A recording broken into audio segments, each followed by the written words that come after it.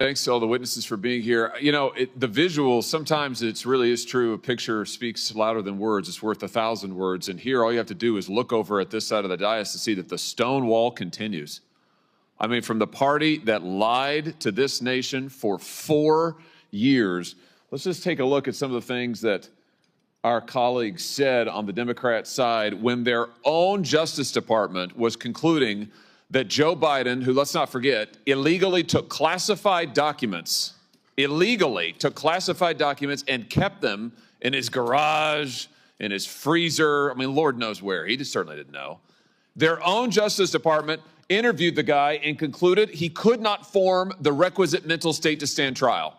He did not have the mental ability to stand trial. And what did our Democrat colleagues say? Vice President Harris says, oh, no, the way that the Hur report characterized the president is so wrong. The president's demeanor is totally fine. Senator Smith, what the Hur said about the president not remembering his son's death, so unfair.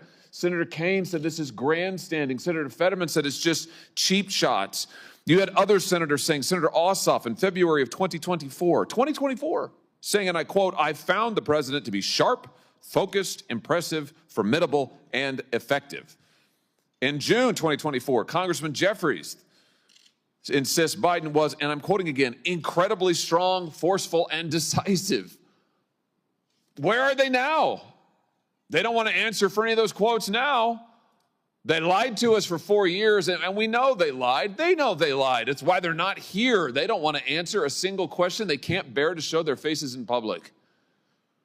And you know what? It's right that they can't do that because the bill of goods they sold this country, they walked this country right into one of the greatest constitutional crises of our history, And now they are afraid to even show up to admit it. These are people, and this is a party that cannot be trusted with power, that cannot be trusted to tell the truth, the most basic truth.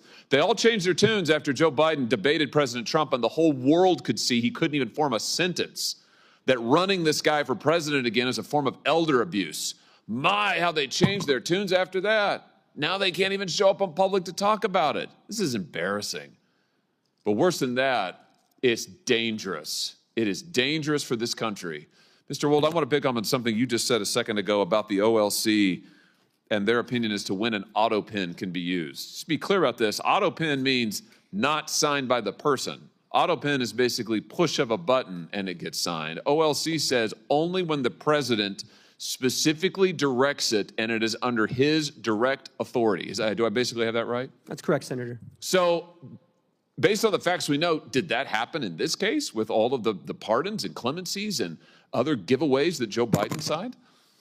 Assuming that the Biden White House complied with sort of traditional practice of presidential administrations and that there was record keeping either from the staff secretary or others, there should be records to indicate either through covering memorandum or briefing books where the president would have signed his signature authorizing this decision. None of that has come forward. That would be very easy to dispel some of these concerns.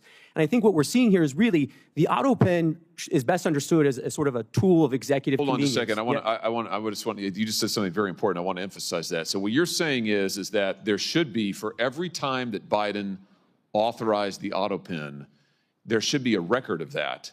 And he should have had to have registered his personal consent to using the auto pen. Is that basically correct? I think to put it another way, I would say in the policy paper flow to the Oval Office, there should be a record of what documents are presented to the president when he gave his assent to the actions that are listed in those documents, whether it's a judicial nomination or it's a statutory response to Congress. Well, I think the answer is we need to get those documents. And I just say to our friends in the media over here, you guys need to be asking for those documents, and we need to be asking for them, Mr. Chairman. We need to see those documents.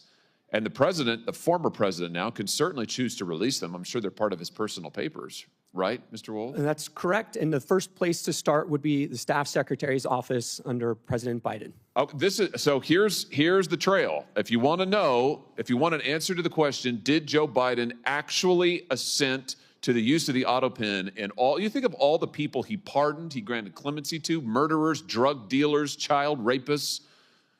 Let's find out, did he actually authorize it? There should be a record of it, is what we've learned today. Thank you for that testimony, Mr. Wold. There should be a record of it. So This is a binary question. It's not, oh, we don't know, gee, it's hard to say. No, actually, we can find out. So right now, today, I call on President Biden, former President Biden and his staff, release the documents. You have them, you know you have them, release them. If what you did is legal, and if you're really not embarrassed about it, and you think it was totally constitutional, release the paper flow. Show us the documents where the president authorized the use of the pen for every single pardon and clemency and stay application. Let's see it. Let's see all of it. And if you won't do it, we should subpoena those documents, and we should find out the truth of who was really running the White House, because I think we can see it was not Joe Biden. Thank you all for being here today. Mr. Wold, thanks for your testimony. Senator Kennedy. Thank you, Mr.